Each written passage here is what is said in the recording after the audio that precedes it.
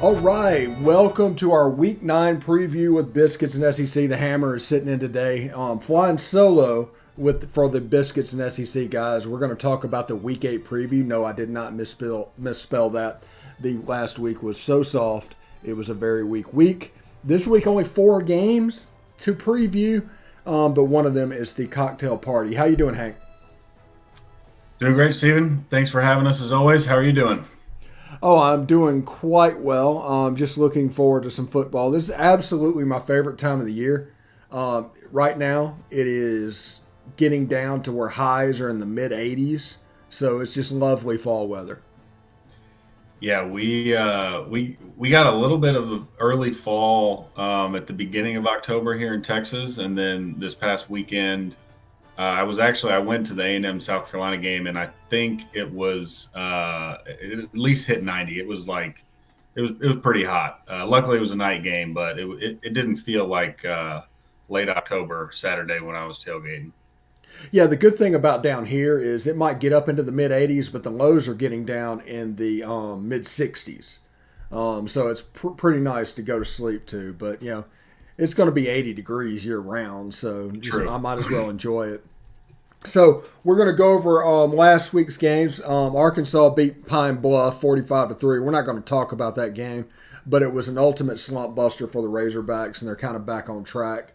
Next up, we will start out with Ole Miss. Beat LSU. Actually, just dominated LSU. 31-17. LSU with 10 garbage points, but 31 unanswered by Ole Miss. It was 270 yards rushing. Matt Corral didn't have to perform, and the defense was stellar. Yeah, they were. That was a very impressive game from Ole Miss for the reasons you just laid out. So it started out, and you thought, okay, maybe LSU has some sort of, they're digging deep for Coach O here because they got out to that early lead. But then they ran out of steam pretty quick. It was obvious that Ole Miss had seen the tape from the Florida game. They knew how to stop LSU's offense, and they did a great job, obviously, of limiting their run game, stopping that counter play. And then they did a great job of putting that spy on Max Johnson. So he just didn't have a ton of room. Anytime he would try to get out of the pocket, I believe it was it Chance Campbell? Is that the Yeah, linebacker? number 44. Yeah. Yeah, he was just giving Johnson fits all day anytime he tried to escape the pocket. So I thought they had a great plan defensively. And then offensively, like you said, Corral didn't really have to do a ton. So it's one of those things where you hear that good teams can win games in multiple ways, right? Well, we're seeing that from Ole Miss. They outscored Arkansas 52-51. They went into Tennessee, and Matt Corral ran the ball 30 times for 200 yards. They win. Against LSU, Matt Corral runs the ball a lot less, doesn't even throw for that many yards, but they hand it off to Ely and Connor, and they run all over LSU. So just a really good win for Ole Miss. Obviously, a great atmosphere with Eli and the whole Manning crew in there to celebrate his jersey retirement. So that was a great game for them, and I was honestly envious of those fans on TV because it looked like a picturesque day in Oxford. Yeah, they were having a lot of fun. And another thing to know is in that game, Matt Corral was probably 50 or 60% health wise. And so he needs to get healthy before Auburn because Auburn is a lot better than LSU.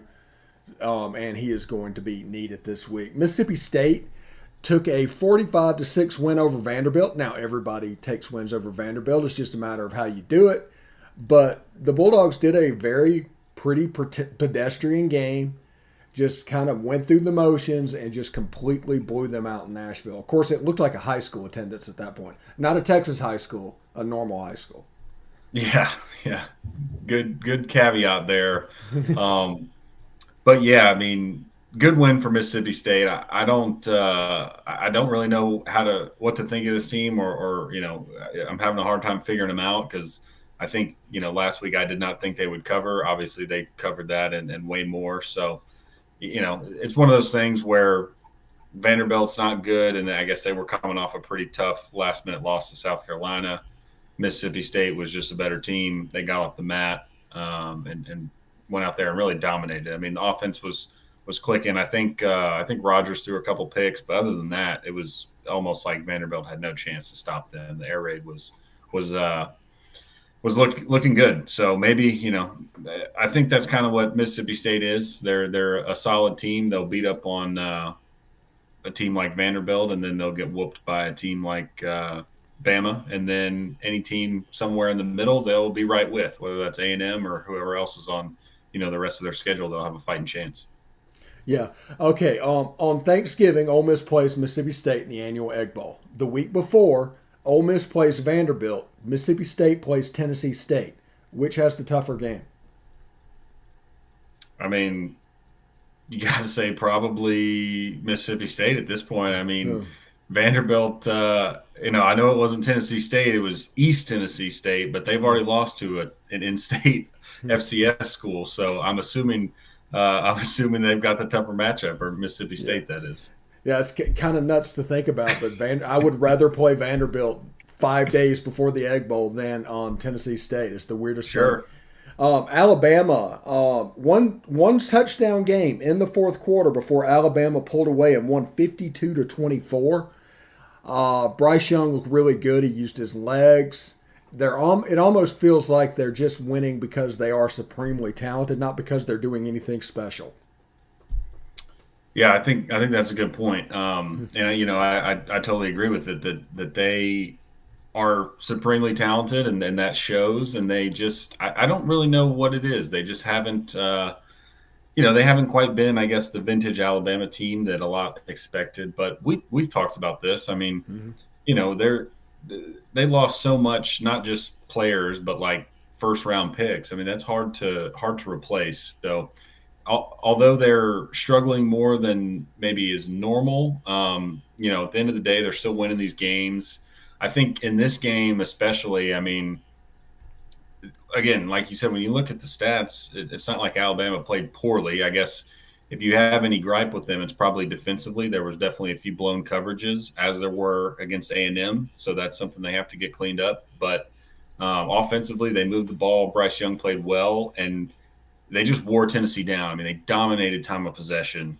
And Tennessee, that style of offense they run obviously is not geared towards possessing the ball very well. And that, I think, came back to bite them because, it just seemed like Bama had the ball all night and Tennessee was playing really well, hanging tough and hitting big plays. But, you could kind of see the writing on the wall that, hey, if Alabama can just wake up defensively and stop giving up these big plays, then they're going to wear them down and pull away, which is exactly what they did. Yeah, they struggled with second and short all night. If they'd gotten to second and one, they didn't pick up the first down like three straight drives, and that was kind of their undoing. Do you know the 2015 Alabama staff of Nick Saban? You have Nick Saban, Kirby Smart, Lane Kiffin, Mario Cristobal. That's four of the top 10 this year on that one staff. And they also had Billy Napier for good measure. That's crazy. The, Yeah. the, the coaching, the Nick Saban coaching tree, it knows no bounds, especially now that he's basically taking in any and all, coaches that need rehab. And obviously, that was not the case in 2015 with the coaches you just named. But you can look at a coach like Sark, or I Mhm. guess even Lane, almost to a certain extent. But he's just his fingerprints are all over the place, and everyone's trying to emulate him, but no one has quite caught up. Lane probably started the rehab clinic and the reputation. He was probably the first one that came in and started doing that. And then Stark came in and they just built off of that. Yeah. So pretty interesting. Now you said you were at the Texas A&M South Carolina game. South Carolina lost 44-14. Texas A&M won 44-14. Didn't mean anything by that. It's just South Carolina was on top of what I was reading.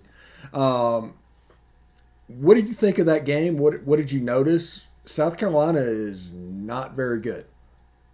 Yeah, that was one of the bigger takeaways. I mean, we've talked about that a lot this year, where South Carolina, they play hard, they're scrappy, but they just lost a lot off of last year's team, and you're bringing in a whole new coaching staff. They just don't have it. I mean, it was pretty clear early on that A&M was a superior team, especially in the trenches. I mean, A&M defensive line.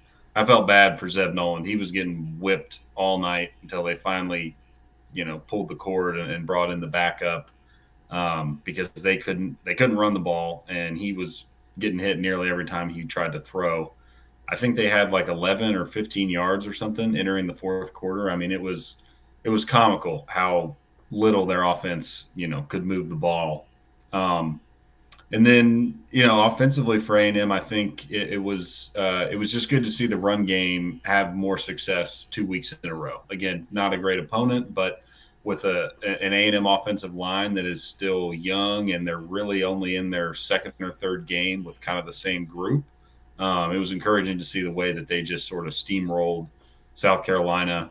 Um, and that's the blueprint moving forward, right? With Calzada, he had another decent kind of game manager performance, nothing special, but he wasn't obviously terrible in the game. He wasn't going to lose it for him. So if A&M can get that confidence and carry that over into obviously the bye week this week and then their stretch of games in November, I think that's big because that's what they're going to need to do to win. I think, what we saw from Calzada against Bama was incredibly impressive, but so far that's the outlier. So if they're going to win out or get to 9 wins, they're going to have to run the ball. So that was encouraging to see. But yeah, it was pretty clear that South Carolina just didn't have much of anything, and we'll see what they do the rest of the year. But that a pretty demoralizing loss, I think. Yeah, absolutely. Let's move on to this week, the Week 9 preview. We'll start out with a friends and family only game. Vanderbilt plays Missouri on the SEC network at 3 o'clock. It's opposite of the cocktail party, so it's even hidden away. It's like in the dark recesses of the SEC is Vandy and Missouri. Missouri is a 16-point road favorite in this game. Missouri has given up 280 yards a game rushing. Now, think about that. Now, whenever we get impressed going back 3 or 4 or 5, 10 years, looking at the best rushing teams, it would be like Navy at 303. But nobody would give up anywhere near that. Missouri has potentially the worst rushing defense I've ever seen. In the A&M game at one point, A&M had like 10 carries for 156 yards. It's just terrible. And they're 16-point favorites over Vanderbilt. This is one of those games we don't want to tell anybody about. And it might be, if with the attendance in the stadium, one of those if a tree falls in the woods type situation. Yeah, I think you're right, unfortunately. This is definitely a game, if you are an SEC hater, perhaps, from a different conference, you will point at and laugh and say that the SEC is not as good as everyone says because these two teams are in it, right? It's going to be a tough game. I think actually, I don't know. It's so hard to predict. I think Missouri will be able to score. That's one thing they do have going for them. Bazelak and Tyler Beatty have been pretty good this year. But yeah, with that run defense, I mean, even Vanderbilt should be able to run on them. Like you said, they have one of the worst run defenses we've ever seen. It looked like a high school game in a lot of the A&M runs where they're just no one's near them, no one looks like they want to tackle. The offensive line is getting a push 4 or 5 yards downfield easy. So I think I'm going to go with Missouri. I don't think I'm going to predict them to cover just because I don't know. Maybe I have too much faith in Clark Lee and Vandy, but I'm hoping that they'll show some fight and, run the ball a little bit and keep it out of Mizzou's hands. But I do think Mizzou's just a little bit more talented at the moment. And with Bazelak and Beatty, they should be able to win. But yeah, I won't be tuning into this game much at all, I don't think.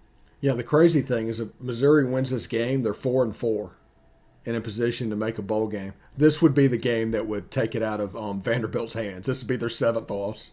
Yeah. So, yeah. But other than that game, we have 3 good ones this week. So this is not a Week 9 WEAK. This is a genuine Week 9 situation. The one ranked matchup, Ole Miss is on the Plains at Auburn. That's number 10 Ole Miss at number 18 Auburn. 6-1 versus 5-2. Honestly, this should be the CBS game, but the cocktail party's always going to win out. And then Auburn's favored by 3. It's on ESPN. It's a primetime game. I would be genuinely worried about the atmosphere, but just 2 weeks ago, They went through that mess at Tennessee. So they've seen this before. They've handled this before. I guess the wild card is Bo Nix. I don't know. I don't really get a read on this game. I do know that they look a lot like LSU and run a lot of the same stuff as LSU, and Ole Miss just shut down LSU defensively. So I don't know. Yeah, this one's tough. Definitely the game of the weekend, as you mentioned, with the condition that Florida's in going into the cocktail party. Um, I really, I don't know what I think about this game. One question I do have is, is Sanders, Braylon Sanders, will he be back? Do we have any info on that? I haven't seen anything. They're extremely tight-lipped on injuries, but I imagine Braylon Sanders is going to be back, and we don't know when because they're going to keep it tight-lipped. And anybody that gives you anything definite about injuries, they're lying to you. But either this weekend, next weekend, or for the A&M game, Jonathan Mingo should be back. Okay.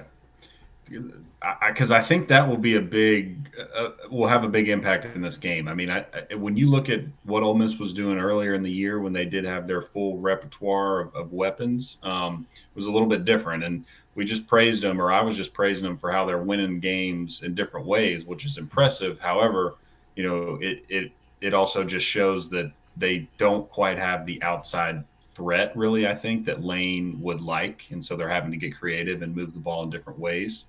I think I'm going to go with Auburn in this game, basically just because it's at home and crazy things happen at Jordan-Hare. It sort of sets up well for them coming off of a bye. Ole Miss is coming off a pretty tough stretch against Arkansas, then Tennessee, then LSU, and then now they have to go to Jordan-Hare. So it's just a tough game. I hate to bet against Matt Corral based on how he's been playing because so far he's just put the team on his back and carried them through every game. And I think, when it really comes down to it, the thing that I'm worried about is the Auburn running backs, whether that's Bigsby, we'll see how healthy he is, but Jarquez Hunter and Sean Shivers have been pretty good as well, even in pass catching. So I think if you're Auburn, you're going to have to try to run the ball. I think they'll be able to at least a little better than LSU. And then I think you're going to have to get creative and try to get them the ball out of the backfield. And then honestly, Bo Nix, we'll see what he can do with his feet in a game like this. Again, he's always a wild card. It's at home. I think he'll play pretty well, and I could see him using his feet a little bit more than he has been. So I'm going to go with Auburn. I don't feel great about it, but I think I'm going to go with Auburn to win a very, very close game. Really, really a coin flip. Yeah, and if Ole Miss could somehow find a way to get this is the last game in the regular season Ole Miss leaves the state of Mississippi. So all of November will be in the state of Mississippi. The only other road game is the Egg Bowl. They have a 3-game homestand after this. Yeah. I mean, it's a huge game for Ole Miss, especially, again, I know Bama's schedule from here on out, other than against Auburn, is not there's not a lot of big games, but they've shown some vulnerability. So if they could lose, Ole Miss is obviously right in position to potentially go to Atlanta. So a huge game for Ole Miss. Yeah. Yeah, and we'll go down the road a little bit in Starkville. They're facing the number 12 Kentucky Wildcats. This is a weird thing. Kentucky's only favored by 1.5. They completely dominated the game last year with like multiple pick-6 returns and a safety, I think, was in there. I mean, the defense outscored Mississippi State's offense in that game. But they're only a 1.5 favorite on the road. It's on the SEC Network, 7 o'clock. Cole Kublik, Jordan Rogers, and the boys there. The over/under is 47.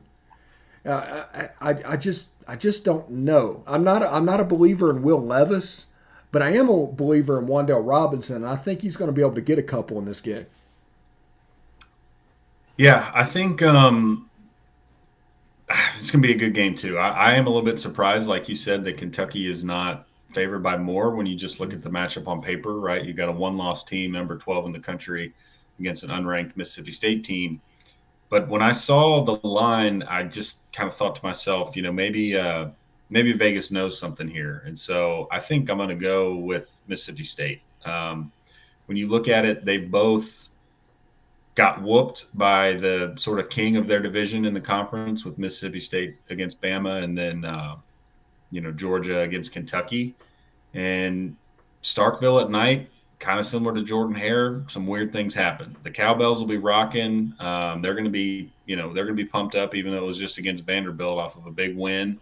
And I think Mississippi State gets it done. I like the way Will Rogers is playing, the Cowboy, and I think their offense is just it's again, we talked about it all year. It's not necessarily big play or anything, but they almost possess the ball just through those quick digs and crossing routes and short passing games. So I think I'm gonna go with Mississippi State, and again, Will Levis on the road. I'm not that comfortable picking.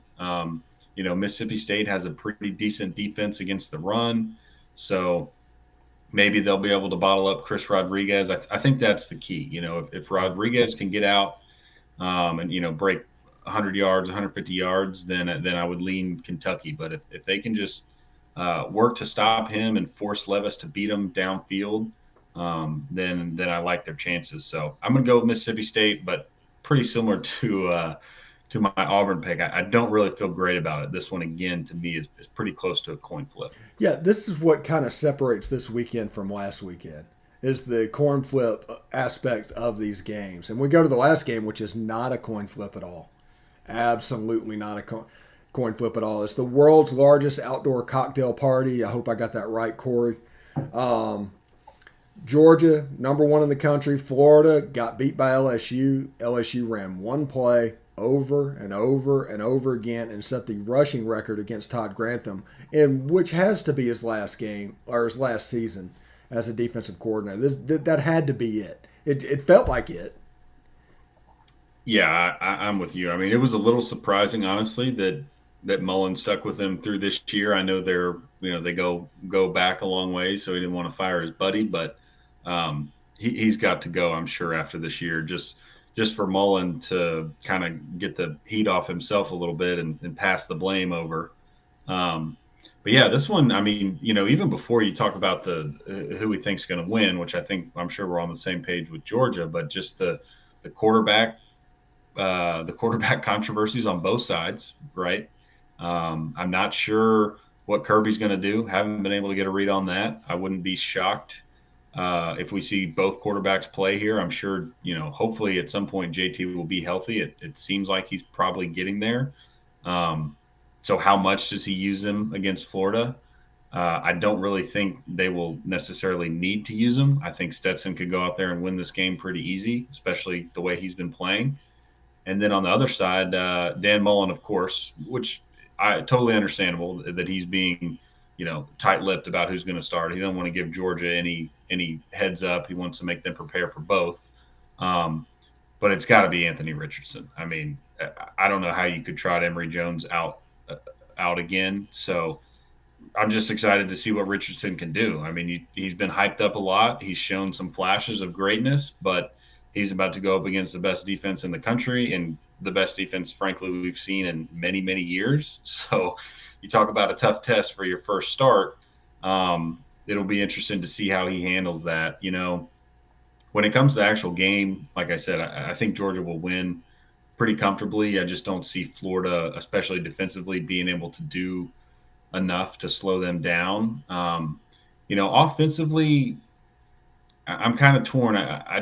Based on what we've seen from Florida, I'm not convinced they have a great offense, but Mullen does have a knack for dialing up, some good game plans, especially in big games. Now, he certainly has been under fire this year, and rightfully so. But when it comes to games like this, I do think he'll have a good game plan.